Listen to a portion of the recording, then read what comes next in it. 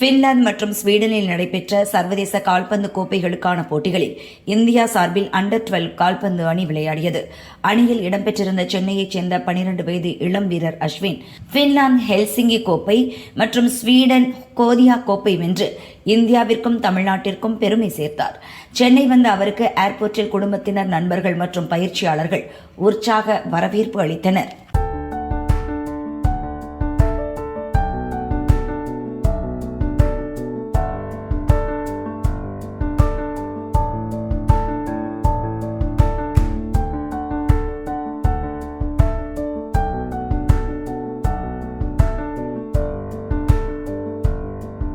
இந்த வயசுல இது வரைக்கும் யாருமே போனதில்லை. அவங்க அப்பா அம்மா 2 பேரையும் விட்டு இந்த 5 வயசுல அவ்வளவு தூரம் போயிட்டு அவங்க அம்மா அப்பா அந்த ஒரு பாசம் எல்லாமே அவனுக்கு இந்த வயசுல இருக்காம எந்த வயசுல இருக்கும். இதை தாண்டி நான் இந்தியாவுக்காக ஆடணும் அந்த ஒரு இது இவனுக்குள்ள இருக்கிறதுனால போய் ஆடி இவ்வளவு தூரம் வந்திருக்காரு. இவர் இன்னும் பெரிய ஆளா வரணும்னு நான் இங்க ஆசைப்படுறேன். இங்க யாரும் ஹரிஷ் சாரை போய் பார்த்திருக்கோம். அவர் எங்களை ஆது அர்ஜுன் சார் கிட்ட கூட்டின்னு போறேன்னு சொல்லியிருக்காரு. சோ இதுக்கு நாங்க அடுத்த ஸ்டெப்புக்கு எங்களுக்கு கிரவுண்டும் டர்ஃப்ல ஆடினா முட்டி இன்ஜுரி ஆயிடும், எங்களுக்கு மட் கிரவுண்ட் வேணும்னு நான் கோரிக்கை வச்சேன். ஒரே நாள்ல எங்க கோரிக்கையை அவர் ஏத்துக்குன்னு மட் கிரவுண்ட் ஒரே நாள் ஆபீசர்ஸை வர வச்சு அது மட் கிரவுண்டா மாத்தி எங்களுக்கான தேவையை நான் இங்க தேவை என்னன்னு புரிஞ்சுக்கின்னு அதுக்காக எங்களுக்காக பண்ண எங்க எம்எல்ஏ சாருக்கு நான் தேங்க்ஸ் சொல்லிக்கிறோம். இப்ப இவருக்காகவும் நாளைக்கு அப்பாயின்மெண்ட் கொடுத்துருக்காங்க 2 மணிக்கு.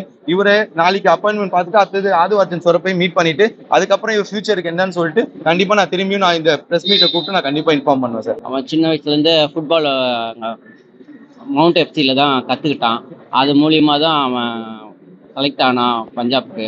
அங்கே போய் பஞ்சாப் மினர்வாவில் போய் 4 வருஷமா 5 வருஷமா இருக்கிறான். இருந்து அங்கே செலக்ட் ஆகி இப்போ ஃபின்லாண்டு, ஸ்வீடன் 2 ஊருக்கும் போயிட்டு 2 ஊருமே கப்பு ஃபைனலில் வின் பண்ணாங்க. பிரேசிலில் ஃபைனல் பிரேசில் கூட தான் விளாண்டாங்க. 2-1 ஜெயிச்சாங்க. ரொம்ப பெருமையாக இருக்குது. தமிழ்நாட்டிலே இவன் ஒருத்தன் தான் போய் அங்கே 4 வருஷமா அங்கே தான் இருந்தான். இருந்ததில் இவன் தமிழ்நாட்டில் ஒரு ஆள் தான் இருக்கிறான் இன்னமும். ரொம்ப பெருமையாக இருக்கு. அவன் மனசுக்குள்ளே எவ்வளோ இருக்கும் சின்ன வயசில் அந்த 4 வயசில் போனதெல்லாம்.